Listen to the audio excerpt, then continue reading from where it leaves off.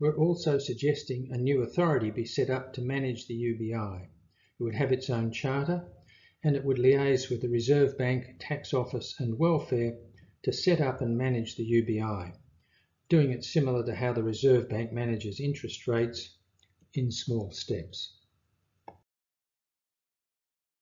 While there have been many successful pilots around the world over several decades, none have been universal, so it's difficult to extrapolate their costs and benefits. But by starting small, it allows us to conduct what is effectively a universal pilot while mitigating risk. Now, we're suggesting that we start at just $10 a week. Now, this would be for life, so that once the scheme is introduced, it would continue indefinitely. And it mightn't seem like much, but to a person in poverty, $10 can be food for a day.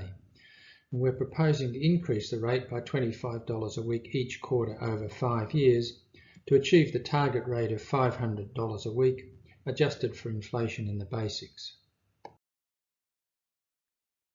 By starting small and phasing it in, we're able to establish and test the administration systems with little risk.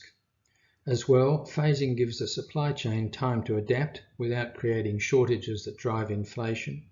It also gives the organisations and people employed in supporting the current system time to adapt and retrain, to shift from compliance to delivery of improved outcomes for each individual. This approach also allows us to deal with the uncertainties inherent in any modelling of the UBI and related offsets.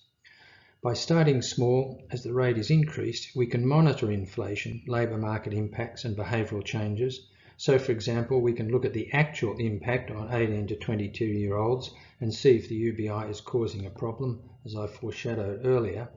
And in that, or in any case, if adverse impacts appear, the increase in the UBI can be halted until they can be countermeasured.